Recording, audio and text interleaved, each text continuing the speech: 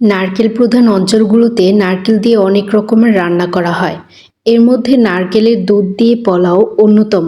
এর স্বাদ একেবারেই আলাদা। আমি বিয়ের আগে কখনোই এই নারকেলের দুধ দিয়ে পোলাও খাইনি। তবে বিয়ের পর আমার শাশুড়ির হাতে এই পোলাও খেয়েছি। তারপরেই আমার শাশুড়ির থেকে এই রেসিপিটা শিখে নিয়েছিলাম। আজ আমি আপনাদের সাথে সেই রেসিপিটাই শেয়ার করব। এর জন্য নারকেল ভালো করে ব্লেন্ড করে এর থেকে রসটা বের করে নিব। এই রসটাকে নারকেলের দুধ বলা হয়। আজকে শুধু আমি পোলাওতে নারকেলের দুধই ব্যবহার করব, এখানে আর গরুর দুধ ব্যবহার করব না। নারকেলের দুধ আর পানি দিয়েই এই পোলাওটা রান্না করব।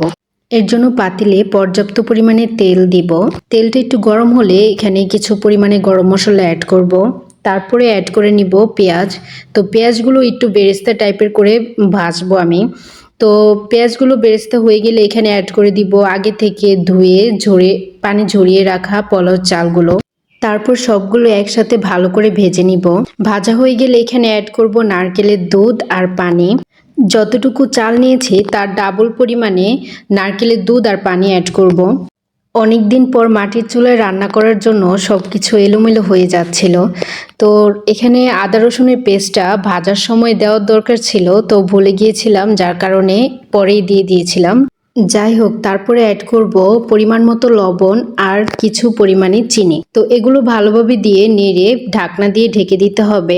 এখন আর বেশিক্ষণ লাগবে না, এই আগুনেই রান্নাটা হয়ে যাবে। পোলাওতে দেওয়ার জন্য কিছু পরিমাণে কাঁচামরিচ উঠিয়ে নিচ্ছি, এগুলো পোলাওতে দিব। আর আমি এখানে কিছু পরিমাণে মটরশুঁটিও অ্যাড করব। এগুলো আমি ফ্রোজেন করে রেখে দিয়েছিলাম। আমার মটরশুঁটিগুলো প্রায় সিদ্ধই ছিল, যার কারণে আমি এখন অ্যাড করে নিচ্ছি। যদি সিদ্ধ না থাকতো তাহলে আমি যখন পানি অ্যাড করেছি তখনই দিয়ে দিলে হতো। এখন এগুলোকে ভালোভাবে নেড়ে চেড়ে ঢাকনা দিয়ে ঢেকে দিব। এই তো আমার পোলাওটা প্রায় শেষের দিকে হয়ে গিয়েছে। আপনারা কে কে নারকেলের পোলাও খেয়েছেন কমেন্ট করে জানাবেন। আর যদি না খেয়ে থাকেন তাহলে একবার বানিয়ে খেতে পারেন, অনেক মজা লাগে, একবার ট্রাই করে দেখতেই পারেন। খেতে বসে পড়লাম নারকেলের দুধ দিয়ে পোলাও আর মুরগির মাংস। তো কেমন লেগেছে আজকের ভিডিওটি কমেন্ট করে জানাবেন। সবাই ভালো থাকবেন। আল্লাহ হাফেজ।